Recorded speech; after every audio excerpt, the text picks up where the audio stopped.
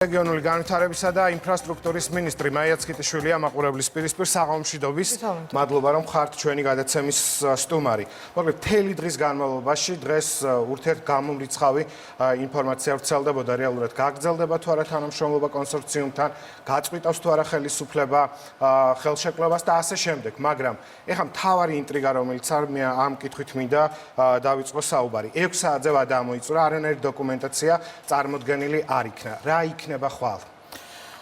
პირველი ალბათ შევაფასებდი პირველ რიგში დღევანდელ დღესაც მათ შორის და მე რა თქმა უნდა მქონდა საშუალება რომ მომესმინა პრესკონფერენციისთვისაც და კომენტარებისთვის რომელიც ანაკლიის განვითარების კონსორციუმისგან და მის წარმომადგენლებისგან მოვისმინე. პირველ რიგში აღნიშნავ რომ ძალიან სამწუხარო პოზიცია ზოგადად და სამწუხაროდ ეს პოზიცია გრძელდება თვეების განმავლობაში უშუალოდ კონსორციუმის მხრიდან და ჩვენ არაერთხელ გავაკეთეთ აქცენტი იმაზე რომ ნაცვლად იმისა რომ გარკვეული საჯარო PR კამპანია ეწარმოებინა კონსორციუმს, რა თქმა უნდა, ჯობდა რომ ბევრად უფრო მეტი ყურადღება მიქცეულიყო უშუალოდ მათი ვალდებულებების შესრულებას.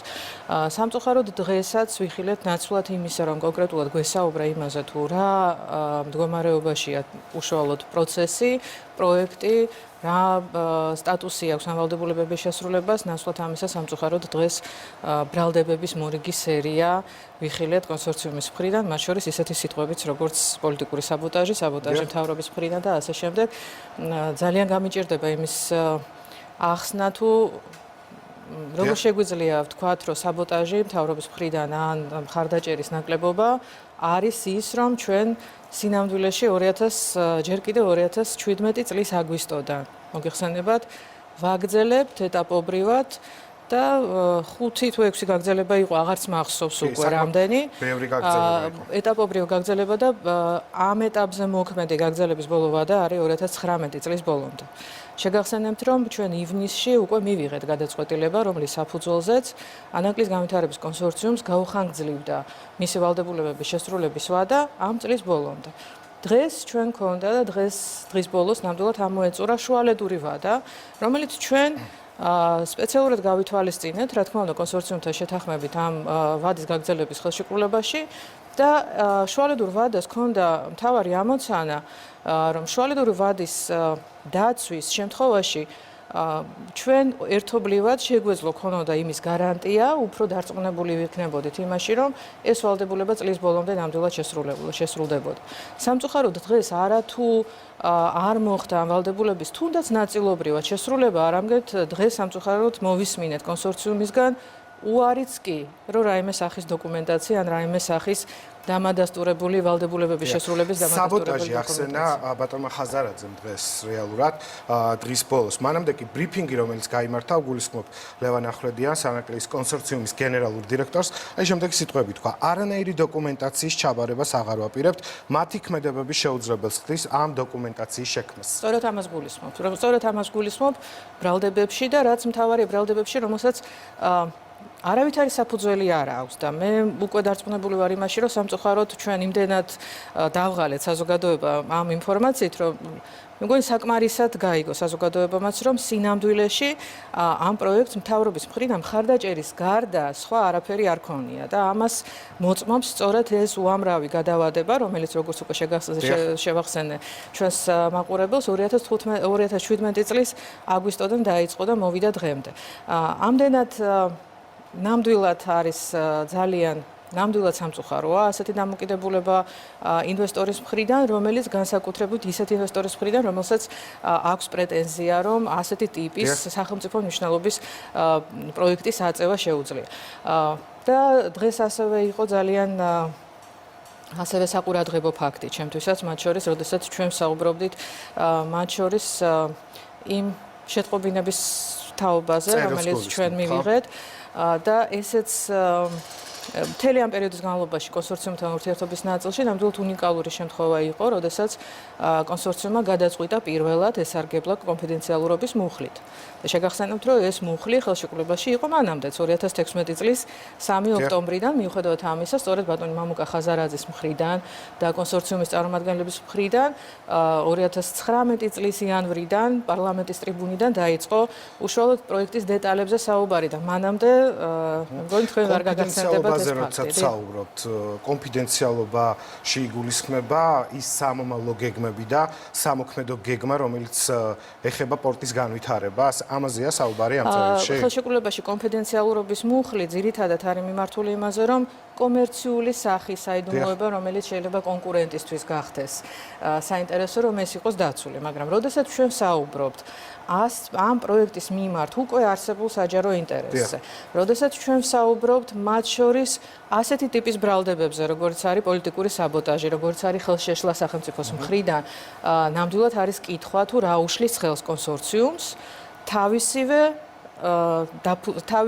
დადებული აკრძალვა ის ამ შემთხვევაში პირობა, რომელსაც პირველად ისარგებლა კონსორციუმმა და გარკვევით და კონკრეტულად მოითხოვა ამ შეტყობინების დაცვა კონფიდენციალურობისგან, ანუ ჩვენ გვქონდა აკრძალული არა მარტო შეტყობინების შინაარსის გავრცელება, არამედ მისი მიღების ფაქტიც და მხოლოდ იმ ფაქტმა, რომ თვითონ კონსორციუმმა გააჟღერა ეს წერილი, მოგვცა საშუალება ამ წერილზე საუბარი და ჩვენ დღესაც მიუწოდე კონსორციუმს, რომ გაესაჯაროებინათ წერილი, რათა საზოგადოებას თავად თქვენ არაპირებთ გასაჯაროებას. ჩვენ სამწუხაროდ შეზღუდული ვართ ჯერჯერობით ხელშეკრულების კონსორციუმის თეასი ჭინავასთან ინტერვიუში ბატონმა ახვლედიანმა თქვა, რომ არნაირი პრობლემა არ არის ამის გასაჯაროების. თქვენის ნაბართვის მე მინდა მაყურებელს კიდევ ერთხელ შევახსენო ეს ფრაგმენტი და შემდეგ უკვე გავაგრძელოთ საუბარი. მე არ მიყურებია დღეს მაგალითად. თუ ესეთი კაფეო განცხადება არის თავრობის მხრიდან, რომ ისინი ასე ვთქვათ მიესალმებიან ჩვენ ამ წერის გასაჯაროებას, მე გავესაუბრები ასე ვთქვათ ჩვენი იურისტებს, ეს წერილი არ იყო, ეს კიდე იყო შეტყობინება იყო უფრო, წერილი ნაკლებად იყო, შეტყობინება იყო. მე გავესაუბრები ჩვენი იურისტებს, თუ რა არის საჭირო თავრობის მხრიდან იმისათვის, რომ ჩვენ მოვახერხოთ ამის გასაჯაროება ისე, რომ ხელშეკრულება არ დავარღვიოთ, და ხელშეკრულების პირობები არ დავარღვიოთ. აქედან გამომდინარე, მაგის მერე მე მზათა ვარ ნებისმიერ დღეს გავასაჯაროოთ ეს წერილი. შეტყობინება თუ წერილი ბოლოს და ბოლოს რაზეა საუბარი?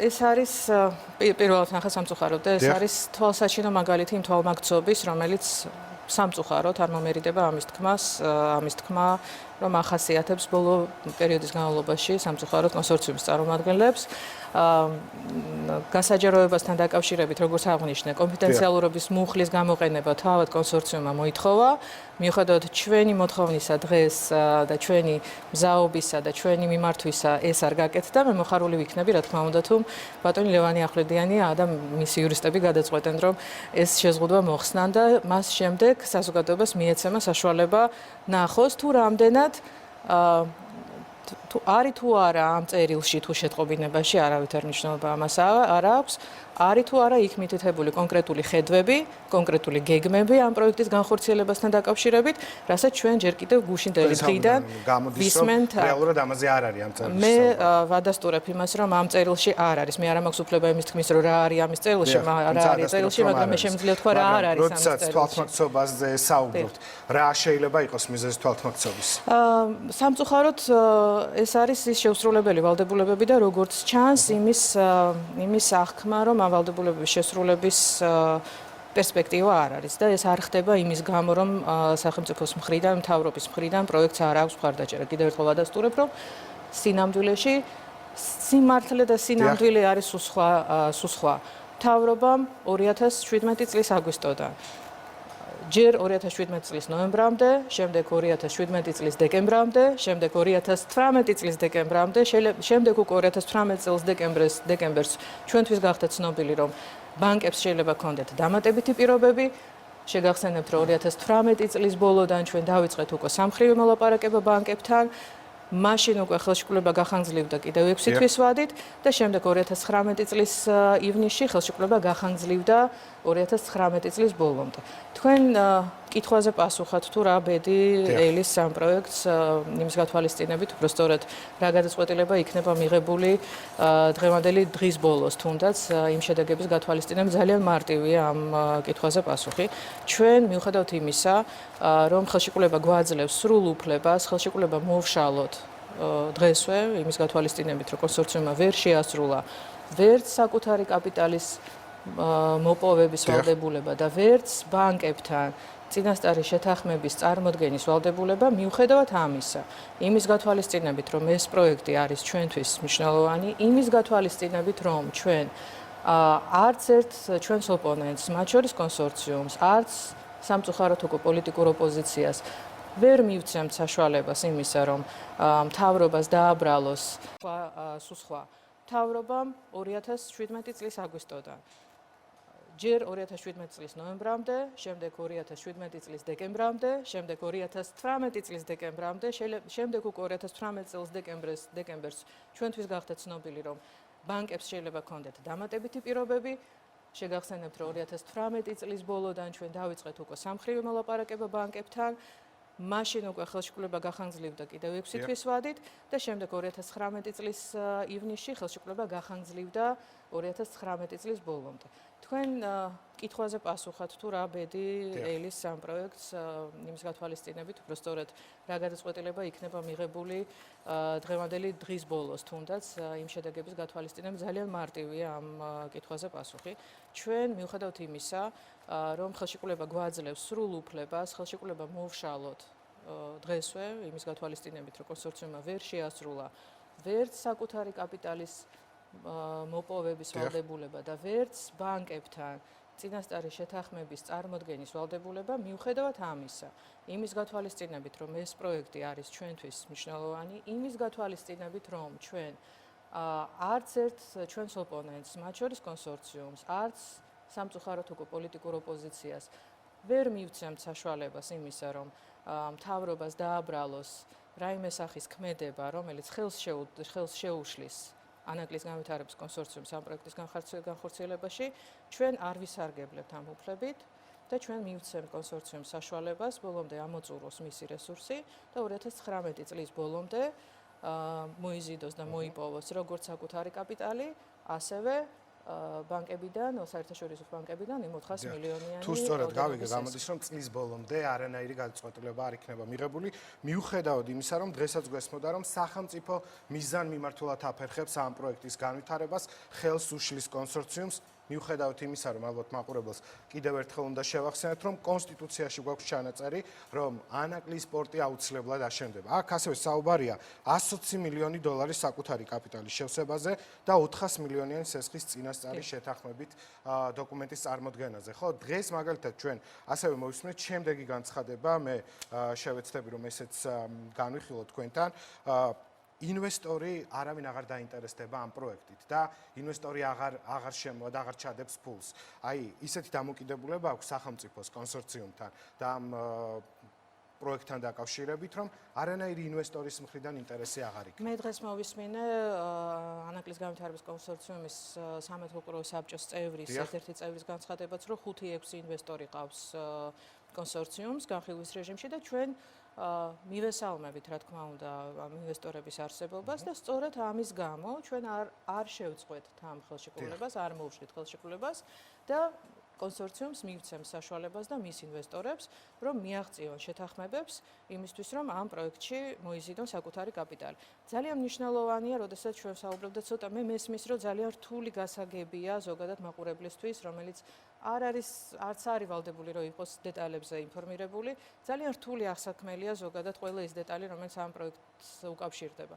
მაგრამ ძალიან მარტივად რო ვთქვათ, ჩვენ გვაქვს აქ საუბარი იმაზე, რომ ინვესტორს ანაკლიის განვითარების კონსორციუმს უნდა ქონოდა საკუთარი კაპიტალი, ანუ საკუთარი ფული და ამ საკუთარი ფულის ოდენობა არ უნდა ყოფილიყო ნაკლები 120 მილიონ დოლარზე.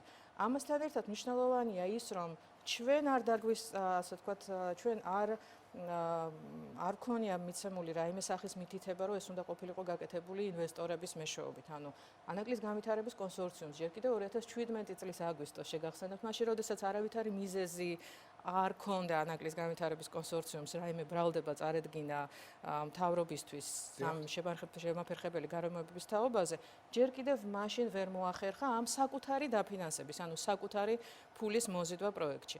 და რეალობა არის ის, რომ ამ პროექტში როგორც ბანკების დაფინანსების მოძიების პრობლემა, ასევე საკუთარი ფულის მოძიების და ჩადების პრობლემაც კი არის. რა თქმა უნდა, არ შეესაბამება სინამდვილეს ანაკლიის განვითარების კონსორციუმის ბრალდებები, რომ თითქოს ჩვენ არ ვუჭერთ მხარს ან არ მივესალმებით ამა თუ იმ ინვესტორს. რა თქმა უნდა, სრული სიცრუეანების მიერ სადაც ბრალდებები, რომელიც ჩემს მიმართაც იყო და თითქოს ინვესტორი გავაგდე კაბინეტიდან, როგორც ინვესტორთან დაკავშირებთ კი ჩვენ ეს განცხადებებიც მოვისმენთ, რომ თქვენის მხრიდან იყო ესეთ შეფასება, რომ არ ყოფილა რა თქმა უნდა. ეს იყო ყველაზე ნეგატიური არამასპინძლური რეაქცია და დამოკიდებულება, რომელიც საქართველოში ჩემი 25 წლიანი მუშაობის განმავლობაში ინვესტორების მისამართით მინახავს. ეს განცხადება გააკეთა დღეს ანაკლიის განვითარების კონსორციუმის სამეთვალყურეო საბჭოს წევრმა ტედ ჯოსანმა. თქვენსა და ანაკლიის სპორტის პოტენციურ ინვესტორ კომპანიო მერიდიანთან გამართულ შეხვედრასთან დაკავშირებით. აი ამაზეა საუბარი რეალურად. საკმაოდ მძიმეა ეს შეფასება. რა კითხვები გქონდათ რეალურად თქვენ მერიდიანთან? ამიტომაც ვამბობ, რომ ძალიან სამწუხაროა, როდესაც ამას ყველაფერს ვისმენთ. სინამდვილეში, რა თქმა უნდა, ვერც ჩემი შეფასება ვერ იქნება ბუნებრივი შეფასება. როგორც ამ კონკრეტულ ინვესტორთან, ასევე ანაკლიის განვითარების კონსორციუმის წარმომადგენლებთან, მის სამეთვალყურეო საბჭოს წევრებთანაც ჩვენ არასოდეს არ გქონდა ბანკებთან, არასოდეს არ გქონია დიალოგის პრობლემა, არასოდეს არ გქონია საუბრის პრობლემა და კვლავ ვამბობ ამას და რასაც ვამბობ, უბრალოდ ამ შემთხვევაში სამწუხაროდ კონსორციუმისგან განსხვავებით ყველაფერს რასაც მე ვამბობ, მე ვადასტურებ დოკუმენტურად, მათ შორის პირველ რიგში ანაკლიის განვითარების კონსორციუმისგან მიღებული დოკუმენტაციით. შეხვედრა, რომელზეც გვაქვს საუბარი, რა თქმა უნდა, იყო გაცნობიტი სახის შეხვედრა. ჩვენ უნდა გვახსოვდეს ამ შემთხვევაში, როდესაც ჩვენ ანაკლიის პროექტის ინვესტორებზე ვსაუბრობთ, რომ ჩვენ ვსაუბრობთ პორტის ინვესტორებს. და ასევე შეგახსენებთ არაერთ და დღეს ბატონმა ლევან ახვლედიანმა შეგვახსენა ჩვენი სტრატეგიული პარტნიორების განცხადებებიც, მათ შორის პროექტის მნიშვნელობასთან დაკავშირებით, მაგრამ ასევე შეგახსენებთ, რა თქმა უნდა, ამ განცხადებებს, რომ ეს პროექტი არის არა მხოლოდ ეკონომიკურად საინტერესო ჩვენი ქვეყნისთვის დამნიშნულოვანი, არამედ აქვს ასევე სტრატეგიულად და უსაფრთხოების თვალსაზრისითაც ასევე გარკვეული როლი. აქედან გამომდინარე, როდესაც ასეთი ტიპის სტრატეგიულ ობიექტზე ვსაუბრობთ, ასევე უნდა გვახსოვდეს, რომ ინვესტორის შერჩევა არის არა მხოლოდ 120 მილიონის შევსების წყარო, არამედ ის ინვესტორი, რომელიც უზრუნველყოფს ამ პორტის შემდგომ განვითარებას, სწორ განვითარებას, ოპერირებას და მათ შორის იმ უსაფრთხოების ინტერესების დაცვასაც. შესაბამისად, გახსოვთ, რომ ამ კონსორციუმში თავდაპირველად, გამარჯვებულ კონსორციუმში ჩვენ ყავდა კომპანია კონტი ჯგუფი. ეს იყო ამერიკული კომპანია, რომელსაც ჰქონდა 42% აქციების და სწორედ ამაზეც ასევე არ უყვარს ხოლმე კონსორციუმს საუბარი, მაგრამ სწორედ ამ კონსორციუმში კონტი ჯგუფის არსებობამ განაპირობა ანაკლიის განვითარების კონსორციუმის ინტერესთა გამოხატვაში გამარჯვება. იმ ინტერესთა გამოხატვაში, რომელიც პრაქტიკულად ტენდერი იყო, რომელიც სახელმწიფომ გამოაცხადა ინვესტორის მოძიებასთან დაკავშირებით და ჩვენ თავიდან 14 განაცხადი ჰქონდა 14 კომპანიის, რომელსაც ჰქონდა სურვილი ამ პროექტში მონაწილეობის მიღების. გამოვლენილი, გამარჯვებული გახდათ კონსორციუმი და როგორც ვამბობ 42%-იანი წილის მქონე იყო ამერიკული კომპანია კონტი ჯგუფი. რომელიც აგვისტოში გავიდა. რომელიც როგორც აღმოჩნდა შემდგომში არც მიუღია მონაწილეობა არც პროექტის დაფინანსებაში, არც იმ 120 მილიონი დოლარის საკუთარი კაპიტალის შევსებაში, არც რაიმე ფორმით ბანკებთან არსებული მოლაპარაკებების პროცესში და დღეს ბატონ ტედისგანაც მოვისმინეთ ახსნა, რომ ბანკებისთვის ძალიან მნიშვნელოვანია პროექტის საკუთარი კაპიტალის შევსება და დიახ, ვადასტურებ ნამდვილად მნიშვნელოვანია, ამიტომ ჩვენთვისაც იყო მნიშვნელოვანი, რომ ასეთ ინვესტორს, კონტი ჯგუფს, თვითონ კონსორციუმის ქართულ მხარეს შეევსო ეს საკუთარი კაპიტალი, მაგრამ როდესაც კონტიზე ვსაუბრობ, თქვენ ახსენეთ ახლა შევახსენეთ საზოგადოებას, რომ აგვისტოში ჩვენ მოვისმინეთ კონტი ჯგუფის განცხადება პროექტიდან გასვლის თაობაზე და სწორედ მაშინ დადგა საკითხი, თუ ვინ იქნებოდა კონტი ჯგუფის ჩამნაცვლებელი. შესაბამისად, რა თქმა უნდა, ჩვენი ინტერესი, რომელიც არა თუ ინვესტორთან შეხვედრაზე, არამედ საჯაროდ არაერთხელ ჩემს მიერადაც, ჩემი კოლეგების მიერ და ასევე ოპოზიციის წევრების მხრიდანაც მოვისმინეთ, რომ ჩვენთვის ყველასთვის მნიშვნელოვანია, რომ ამ პროექტში იყოს ისეთი ინვესტორი, რომელიც შეესაბამება არა მხოლოდ პროექტის ეკონომიკურ ინტერესებს და სატენდერო მოთხოვნებს, არამედ ეს იყოს ისეთი ინვესტორი, რომელიც შეესაბამება ჩვენ გეოპოლიტიკურ და სტრატეგიულ ინვესტორებს. მერიდიანთან დაკავშირებით ჩვენ ამ ეტაპზე ჩვენ არ გვითხოვს უარი მერიდიანის მოწონებაზე.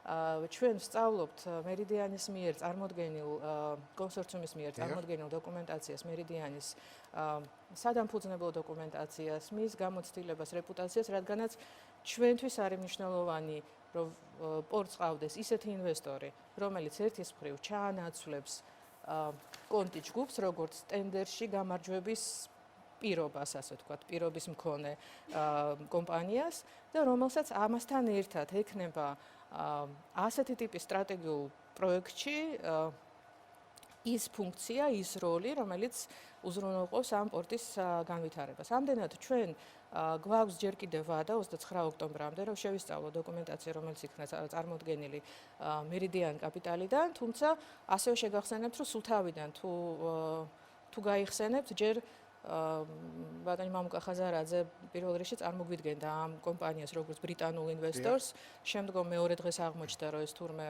არის კომპანია, რომელიც არის გლობალური კომპანია და დღეს უკვე მოვისმენთ ანაკლიის კონსორციუმისგან, რომ ეს არის ყაზახური კომპანია. ამდენად ეს არ ნიშნავს იმას, რომ ეს კომპანია არ არის მისაღები. რა თქმა უნდა, როგორც უკვე ვთქვი, ჩვენ გვაქვს დრო იმისთვის, რომ განვიხილოთ, რამდენად აკმაყოფილებს ეს ინვესტორი, როგორც სატენდერო მოთხოვნებს, ისევე რამდენად შეუძლია მას იყოს თუ არა კონტი ჯგუფის ჩამნაცვლებელი, ამერიკული კომპანია კონტი ჯგუფის ჩამნაცვლებელი და მეორე მხრივ, რა თქმა უნდა, რამდენად აქვს საგულისხმეო, როცა ჩვენ საუბრობთ შიდა ბრალდებებზე, კითხვის ნიშნებზე, ის ურთიერთ ბრალდებები, რაც გვესმის, საგარეო ასპარეზზეც არის საკმაოდ დიდი ინტერესი ანაკლიის პორტთან დაკავშირებით. მაგალითად, მაიკ პომპეომ, რომელსაც პირდაპირ განაცხადა, რომ რუსეთის და ჩინეთის ინტერესები არ უნდა იკვეთებოდეს ანაკლიის პორტთან დაკავშირებით. სწორედ როდესაც ჩვენ ვსაუბრობთ უსაფრთხოების კომპონენტზე და როდესაც ვსაუბრობთ ამაზე, მთელი საზოგადოება ვთანხმდებით, მთელი პოლიტიკური სპექტრი ვთანხმდებით, რომ ანაკლიის პორტს აქვს არა მხოლოდ ეკონომიკური მნიშვნელობა ჩვენი ქვეყნის განვითარებისთვის, არამედ აქვს კიდევ უსაფრთხოების კომპონენტი. აქედან გამომდინარე, რა თქმა უნდა, სწორედ ამას გულისხმობს ხელშეკრულება, საინვესტიციო ხელშეკრულება, როდესაც მთავრობას აძლევს უფლებას, რომ შეისწავლოს ინვესტორი და როდესაც, რა თქმა უნდა, მაშინ, როდესაც ჩვენ ინვესტორებზე ვსაუბრობთ, რა თქმა უნდა, ჩვენ უნდა გავითვალისწინოთ. მერიდიანის რუსულ კავშირებზე ჩვენ შეგვიძლია ვისაუბროთ. მე ამ ეტაპზე ვერ დაგიდასტურებთ ამ ინფორმაციას, ან ამ შემთხვევაში ვერ ვიმჟელებ ამ საკითხთან დაკავშირებით. მე ისევე როგორც თქვენ, ასევე მედიიდან მქონდა საშუალება მენახა ინფორმაცია ამ კომპანიის შესახებ, რაც არის ხელმისაწვდომი ღია რესურსებში, მაგრამ კიდევ ერთხელ ვამბობ, რომ ეს არ არის ამ შემთხვევაში არც ჩვენი პასუხი, არც რაიმე პრეფერენცია ამ კომპანიის ამ პირიქით, უარი ამ კომპანიის მიღებასთან დაკავშირებით, ჩვენ გვაქვს დრო, თუმცა მე აქვე მინდა გითხრათ, რომ ეს არ არის მთავარი კითხვა და მთავარი საკითხი, რომელიც ჩვენ დღეს გვაქვს ამ პროექტთან მიმართებაში. უნდა გვახსოვდეს, რომ თუ ჩვენ ვსაუბრობთ მერიდიანზე, ვანორზე, ან ნებისმიერ სხვა ინვესტორზე, აქ ჩვენ ვსაუბრობთ ნამდვილად იმ 120 მილიონი დოლარის ინვესტიციის შევსებაზე, რომელსაც საკუთარი კაპიტალი ჰქვია. მაგრამ ამ დღეებში ჩვენ რატომღაც და კონსორციუმს რატომღაც ავიწყდება ვისაუბროთ იმაზე, რომ ძირითადი ნაწილი დაფინანსების 400 მილიონი დოლარის ოდენობით არის საერთაშორისო ბანკებიდან სესხის სახით მოსაძიებელი. ამ პროცესში ასევე თქვენ გახსოვთ, რომ 2019 წლის იანვრიდან დაიწყო მოლაპარაკების პროცესი, იყო ერთ-ერთი პირობა, რომელსაც ასევე ტვირთების გარანტია და სესხის უზრუნველყოფის გარანტია. ანუ პრაქტიკულად არა მარტო ტვირთებზე ვსაუბრობთ, არამედ ნამდვილად ვსაუბრობთ ბანკების მოთხოვნაზე, იმასთან დაკავშირებით, რომ სახელმწიფომ დაფაროს კონსორციუმის სესხი ბანკების წინაშე, რომლის საერთო ოდენობა შეადგენს 400 მილიონ დოლარს. სწორედ ამ გარანტიის გაცემაზე უარზე იყო საუბარი სახელმწიფოს მხრიდან და ჩვენ ეს პოზიცია დავაფიქსირეთ როგორც თებერვალში, ასევე მაისში. და გარდა ამისა, ასევე თებერვალშიც და მაისშიც კონსორციუმსაც და ბანკებსაც შევთავაზეთ, რომ ურთიერთთანამშრომლობით, ურთიერთმოლაპარაკების პროცესში მოეძიებინათ ალტერნატიული საშუალებები ამ ტვირთების ან სესხის უზრუნველყოფის გარანტიისა. დღეს ეს საკითხი არის ღია. სახელმწიფო რატო ამბობს უარს? სახელმწიფო ამბობს უარს ამ საკითხზე იმის გათვალისწინებთ, რომ ეს არის კომერციული ინვესტორის კომერციული რისკი. მე დღეს ასევე მოვისმინე კონსორციუმის სამეთვალყურო საბჭოს წევრების მითითება იმასთან დაკავშირებით, რომ ეს არის კერძო საჯარო პარტნიორობა და ამ ნაწილში სახელმწიფო ვალდებულია, რომ დაეხმაროს კონსორციუმს. ნამდვილად ეს არის კერძო საჯარო პარტნიორობის მოდელზე აგებული პროექტი და კიდევ ერთხელ შეგახსენებ სახელმწიფოს როლს ამ პროექტში. ეს არის 1000 ჰექტარი მიწის ნაკვეთის გადაცემა კონსორციუმისთვის უფასოდ და ამ ვალდებულების შესრულებაში ჩვენ უკვე გადავიხადეთ 60 მილიონი ლარი. გარდა ამისა, ეს არის საგზაო და სარკინიგზო ინფრასტრუქტურას მიყვანა, რომელიც საორიენტაციო შეფასებით იქნება 330 მილიონი ლარი და ეს არის ასევე 100 მილიონი დოლარის ოდენობით. თანადაფინანსება, აი იმ საკუთარ კაპიტალში შევსება, იმ საკუთარ კაპიტალში მონაწილეობა, რომელიც სჭირდება პროექტს იმისთვის, რომ შემდგომში მოიზიდოს სესხი. ანუ მთავრობის სახელმწიფოს მხრიდან ეს არის დაახლოებით 250 მილიონი დოლარის ინვესტიცია და არის 1000 ჰექტარი მიწის ნაკვეთი და გარდა ამისა თქვენ ახსენეთ ასევე კონსტიტუციაში ჩანაწერი, რაც არათუ არანაკლებ მნიშვნელოვანია და კონსტიტუციაში ჩანაწერი არის დაკავშირებული იმ განსაკუთრებულ სტატუსთან, რომელიც ექნება ანაკლიის პორტთან არსებულ თავისუფალ ეკონომიკურ ზონას. და ბიზნესის წარმომადგენლებისთვის ძალიან ნათელია, რომ პორტის შემოსავლებზე არანაკლები პოტენციალის შემოსავლების და კომერციული შემოსავლების მქონე, თუ არა მეტის, არის სწორედ ეს თავისუფალი ეკონომიკური ზონა, რომლის განსაკუთრებულ სტატუსზე არის საუბარი ჩვენს კონსტიტუციაში. ანუ ეს არის ის პაკეტი, რომელსაც საქართველოს მთავრობა სთავაზობს ინვესტორს.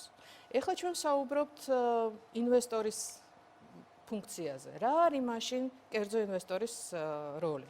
კერძო ინვესტორმა, როგორც კერძო პირმა, ამ საჯარო და კერძო პარტნიორობის მხარემ, უნდა მოიზიდოს დაფინანსება, რომელიც არის საჭირო ამ პორტის მშენებლობის პირველი ფაზისთვის და ეს არის ამ შემთხვევაში 620 მილიონი დოლარი. და გარდა ამისა, რა თქმა უნდა უზრუნველყოს ამ პორტის ოპერირება. რას გულისხმობ ოპერირებაში? ეს არ არის მხოლოდ გადატვირთვის და დატვირთვის ოპერაციები, ეს არის ტვირთების მოზიდვა. ეს არის ხელშეკრულებების გაფორმება პორტის ოპერატორებთან და ტვირთების მესაკუთრეებთან. ეს არის იმის უზრუნველყოფა, რომ ეს პორტი გახდება ქმედითი პორტი, იმიტომ რომ ჩვენ ყოველს კარგად გვესმის, რომ მშენებლობა არ არის მთავარი პორტში. პორტის მშენებლობა არის მხოლოდ საწყისი შემდგომი განვითარებისთვის, რომელსაც ამ ხელშეკრულების ფარგლებში 50 წლიანი ვადა აქვს განსაზღვრული და ამ პერიოდის განმავლობაში სწორედ კომერციულმა ინვესტორმა, ამ შემთხვევაში ანაკლიის განვითარების კონსორციუმმა, უნდა უზრუნველყოს პორტის ოპერირება და სწორედ ამ კერძო ინვესტორმა უნდა ატაროს კომერციული რისკები. სწორედ მან უნდა უზრუნველყოს, რომ პორტი იყოს წარმატებული. და სახელმწიფო ვერ იქნება პასუხისგებელი ინვესტორის სესხების უზრუნველყოფაზე და გადახდაზე იმ შემთხვევაში თუ ინვესტორის ოპერირება არ აღმოჩნდება წარმატებული. თქვენ ბევრი უნდა ახსენეთ და ეს კერძო ინვესტორმა იცის, ხო? 250 მილიონი, რომელიც სახელმწიფოს მხრიდან არის, 1000 ჰექტარი მიწა, რომელიც სახელმწიფოს მხრიდან არის და პარალელურად ბევრ ვალდებულებაზე საუბრობთ თქვენ და ბევრი უნდა არის, ხო აქ? რის იმედი გაქვთ, რითი შეიძლება დასრულდეს ეს პროცესი? ამ შემთხვევაში როგორ გითხრათ, ზოგადად ვამბობ ხოლმე, რომ საქართველოს მთავრობაში ოპტიმისტი თუ არა ხარ, ვერ იმუშავებ და მით უმეტეს ამ პროექტთან მიმართებაში, ასეთი ტიპის პროექტებთან მიმართებაში, რა თქმა უნდა, ოპტიმიზმის გარკვეული ხარისხი არის აუცილებელი იმისთვის, რომ ამ პროექტის წარმატება შედგეს. სამწუხაროდ, რაც უფრო უახლოვდებით 2019 წლის ბოლოს და რაც უფრო ვაკვირდებით, ასე ვთქვათ, აი ასეთი ტიპის განცხადებებს, რაც დღეს მოვისმენთ კონსორციუმის მხრიდან, რა თქმა უნდა, პირადად ჩემი, როგორც ადამიანის, ასე ვთქვათ, ოპტიმიზმი მცირდება, თუმცა მოდით დაველოდოთ მაინც წლის ბოლოს. მე კიდევ ერთხელ მინდა განვაცხადო ოფიციალურადაც მათ შორის, რომ ამ პროექტს ყოველთვის ჰქონდა სახელმწიფოს მხარდაჭერა. ეს არის სახელმწიფო პროექტი. ეს არ არის პროექტი, რომელიც ეკუთვნის ანაკლიის განვითარების კონსორციუმს. ეს არის სახელმწიფო პროექტი. სახელმწიფო არის დაინტერესებული ამ პროექტის განხორციელებაში, თუმცა ამასთან ერთად, რა თქმა უნდა, სახელმწიფო არის იმის გარანტიც, მათ შორის, რომ ეს პროექტი უნდა განხორციელდეს სახელმწიფო ინტერესების შესაბამისად. და აქედან გამომდინარე, რა თქმა უნდა, ჩვენ მაქსიმალურად დავუდგებით გვერდში ამ კონკრეტულ ინვესტორსაც, მიუხედავად იმისა, თუ რას ამბობს ეს ინვესტორი, ან როგორ იქცევა ეს ინვესტორი, ჩვენ გვაქვს ჩვენი ვალდებულება ხელშეკრულების შესაბამისად, ჩვენ გვაქვს ბევრად უფრო მაღალი დონის პასუხისგებლობა, ვიდრე აქვს კერძო ინვესტორს და რა თქმა უნდა, ჩვენ ვადასტურებთ ამ მხარდაჭერას მთელი ამ პერიოდის განმავლობაში საქმითაც და ჩვენ გავაგრძელებთ ამ მხარდაჭერას ხელშეკრულების ვადის ამ კონკრეტული ვადის დადგომამდე. ნახოთ რა იქნება 2019 წლის ბოლოს. გავუკეთოთ ჩვენს საუბარს და დღეს გაკეთებულ განცხადებებს. მაგალითად, ხელისუფლების ოპონენტები პირდაპირ ამბობენ. მიუხედავად იმისა, რომ მთავრობა არის ჩართული, რომ ეს პროექტი განხორციელდეს, კონსტიტუციური მხარდაჭერაც აქვს პროექტს, თუ ეს პროექტი შეჩერდება, პირდაპირ იქნება ხელისუფლების ბრალი. და დღეს ასევე მოვისმინეთ კიდევ ერთხელ ეს, რა თქმა უნდა, თქვენთვისაც და არც მაყურებლისთვის არ არის ახალი, ხაზარაძე ჯაფარიძის საქმე, 17 მილიონიან საქმეს გულისხმობ. ეს არის მთავარი მიზეზი, რის გამოც აი აქამდე მივიდა პორტის პროექტი და რის გამოც არის შეფერხებული. შესაბამისად, ეს არის ბრალდებები, მაგრამ ამ შემთხვევაში ჩემთვის ეს არის მიზეზი. ეს არის მიზეზი, რომელიც მოყავს კონსორციუმს, ეს არის ინგლისურში კარგი სიტყვა excuse-ია, ასე ვთქვათ, ხო, ანუ რეალურად არარეალური მიზეზი, რომელთაც ხდება ახსნა იმ პრობლემების ან წარუმატებლობის, რომელიც არის და რა მაძლევს ამის თქმის საშუალებას 2017 წლის აგვისტო, 2017 წლის ნოემბერი, 2017 წლის დეკემბერი, 2018 წლის დეკემბერი. შეგახსენებთ, რომ პირველად ჩვენ საზოგადოებამ გავიგეთ სამართლებრივი პროცესის თაობაზე ხაზარაძესთან და ჯაფარიძესთან დაკავშირებით 2019 წლის დასაწყისში. და ამასთან ერთად ასევე არაერთხელ აღმინიშნებს, რომ მაშინ, როდესაც კონსორციუმი ამბობდა, რომ ეს არის მიზეზი, რატომაც ჩვენ ვერ ვიზიდავთ დაფინანსებას ბანკებიდან, ეს არის მიზეზი, რატომაც ჩვენ ვერ ვიზიდავთ დაფინანსებას ინვესტორებისგან, მიუხედავად ამისა, 2019 წლის იანვრიდან ჩვენ ვიყავით აქტიურ მოლაპარაკებაში ბანკებთანაც და როგორც თვითონ კონსორციუმი ამბობს თავად, მას შემდეგ მათ ყავდათ ინვესტორები, რომელსაც ჰქონდა სურვილი ამ პროექტში ჩადების. ასე რომ ეს მოგონილი მიზეზი უფრო არის, ვიდრე რეალური მიზეზი და კიდევ ერთხელ ვიტყვი იმას, რომ იმედს ვიტოვებთ მაინც, რომ ამ კონკრეტულ ინვესტორს ჩვენ ველოდებით წლის ბოლოს. მაია ცქიტიშვილი, რეგიონული განვითარებისა და ინფრასტრუქტურის მინისტრი იყო მაყურებლის პირისპირ. დიდი მადლობა. და მადლობა, რომ იყავით ჩვენი გადაცემის სტუმარი. ჩვენ